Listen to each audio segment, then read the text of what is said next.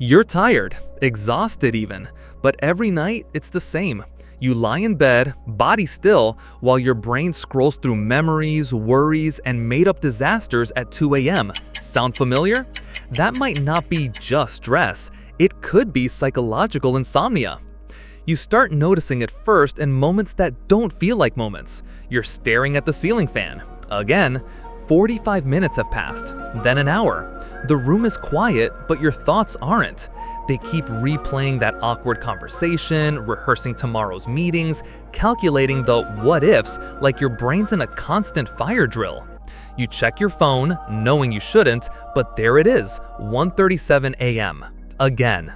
You tell yourself it's a phase, just a bad week, maybe too much coffee. You cut it out. You exercise, you journal. Still, you lie awake every single night. And even when you finally crash, you wake at 5 a.m., heart racing, mind alert, no reason, no mercy. Here's the key marker. Your sleeplessness is not because of noise, discomfort, or shifting schedules. You want to sleep. You're trying to sleep, but your mind insists on keeping the lights on. There's no external culprit, just this inner buzz, like your brain's refusing to click into rest mode. And maybe you found yourself dreading bedtime, not just tired, but nervous about going to bed. You're watching the clock even before you lie down, worried that tonight might be another one. You've made sleep into a performance test, and now the pressure is a pressure cooker. The more you chase it, the more it slips away. People around you might shrug it off. Just relax, they say. Or, have you tried melatonin? But this isn't about sleep opportunity, it's about sleep ability. That difference is everything. You also notice a strange shift, even on nights when you're beyond wiped out. After long travel days, workouts, busy projects, your body's ready to rest, but your mind bolts upright like it forgot the plan. That mismatch? Classic psychological insomnia. And there's one more telltale sign. Racing thoughts that aren't even productive. You're not planning, you're not problem solving, you're in a loop. Rehashing, catastrophizing, doom scrolling, only it's all happening internally. That's not a brain problem, that's a pattern problem. If this video helped you understand your sleep better, give it a like and subscribe for more science-backed ways to sleep deeper, think sharper, and live better. Now let's peel back the layers on why this happens. Not in the woo-woo way, but right in the gears of your brain. See, your sleep drive is like hunger. The longer you stay awake, the more your brain builds up a chemical pressure to crash, kind of like stacking bricks all day that eventually topple you into sleep. That part's called your homeostatic drive, and normally it works fine.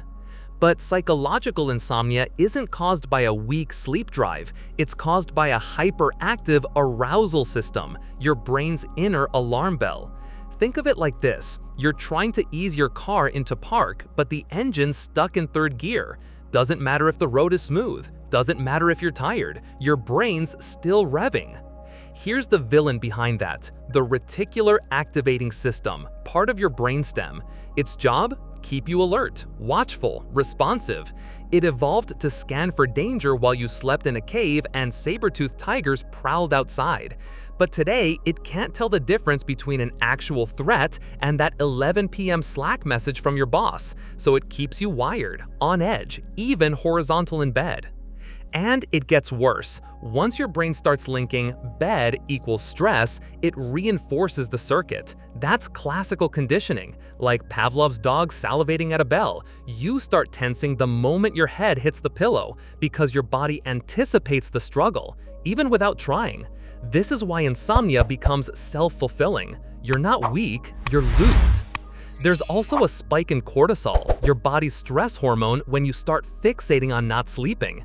It's like pouring Red Bull into your bloodstream right when you're trying to calm down. Every "why am I still awake" thought sends another cortisol burst. You feel it in your chest, that flutter, that buzz behind your forehead. The clock ticks louder, the air feels heavier, and your sleep drive? Still there, but drowned under noise. You might also be dealing with something called cognitive hyperarousal. This isn't just stress, it's your mind stuck in high gear, unable to downshift. You're solving puzzles that don't exist, imagining fights that haven't happened, reviewing details no one remembers. It's exhausting and energizing, and your poor brain thinks it's being helpful. Here's a fascinating fact. EEG scans show that even when people with psychological insomnia look like they're asleep, parts of their brain, especially the prefrontal cortex, stay semi-active. That's the region responsible for decision-making, planning, and rumination. It's like trying to sleep in a room where someone's whispering anxiously in your ear all night. Not loud enough to fully wake you, but enough to leave you drained by morning. This overactive wakefulness also affects your sleep architecture. Instead of gently flowing through stages, light sleep, deep sleep, REM, you keep bouncing at the surface. Light sleep dominates, REM gets clipped, and you wake feeling like you barely dipped below consciousness, because you did. Some scientists call this tired but wired. Your body is fatigued, your brain is not. And unlike physical exhaustion, which can be cured with rest, mental arousal resists it. It fears it. That's why naps might feel easier. You don't associate them with pressure. But bedtime? That's the stage, the performance, the panic. And let's not forget the role of safety. True sleep only happens when the brain believes it's safe, not when you believe it, but when it does. If your thoughts signal danger, incompleteness, or threat, even imaginary ones, your brain will delay sleep like it's dodging a predator, because safety isn't logical, it's biological. So now you see the cycle. You want sleep, your mind resists, you stress about not sleeping, your cortisol rises, your brain tags sleep as dangerous, you stay awake, repeat. This isn't laziness, this isn't lack of discipline, this is your survival system gone rogue. So now that you know your sleepless nights aren't random, and definitely not your fault, what can you actually do about it?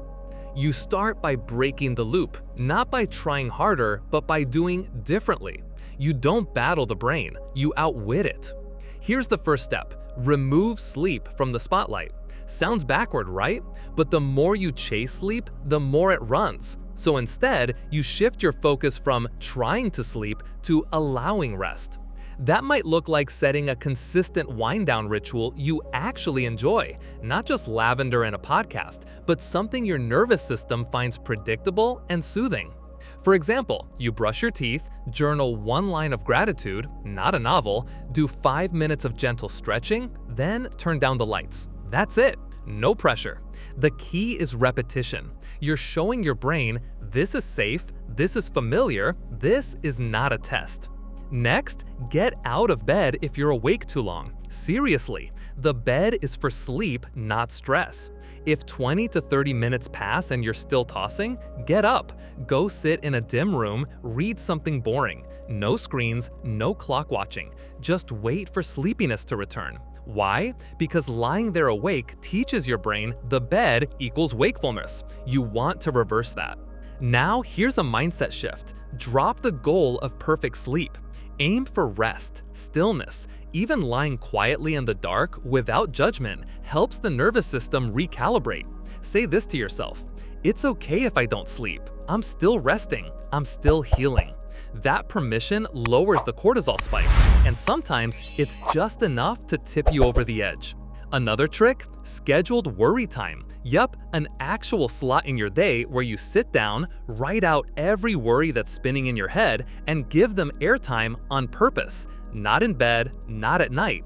Earlier, maybe after dinner. You're training your mind to process stress during the day, not at 2 a.m. Also, anchor your wake time, not your bedtime. If you wake up at the same time every day, yes, even weekends, you slowly reset your circadian rhythm. You'll start to feel sleepy at the right time naturally. That consistency builds trust in your body clock. And guess what? Sleep pressure builds all day, so when you wake up early, it stacks up sooner. And when anxiety creeps in, try this. Slow, rhythmic breathing, like 4 seconds in, 7 seconds hold, 8 seconds out. It's not magic, but it taps your vagus nerve, which signals your body, we're okay, we're safe, time to settle. Combine that with grounding. Feel your sheets, the pillow, the weight of your blanket. Return to the senses, not the story. Now, let's get reflective, because knowledge without self-inquiry fades. Ask yourself, what story am I telling myself about sleep? I'm broken, I'll never fix this, I need 8 hours or I'm doomed. Where in my day do I carry unresolved tension? What does my brain gain by staying awake? Control, protection, avoidance? These aren't just journaling prompts, they're levers. When you get curious about your patterns, you loosen their grip. You realize insomnia isn't an identity, it's a conditioned response. And what's conditioned can be reconditioned. And maybe tonight, for the first time in a while, you'll approach bedtime not as a battleground, but as an experiment. No pressure, just presence. If this video helped you understand your sleep better, give it a like and subscribe for more science-backed ways to sleep deeper, think sharper, and live better. We've talked about why sleep matters. Now I want to hear from you. What's your biggest struggle when it comes to sleep? Drop it below. I might cover it in the next video.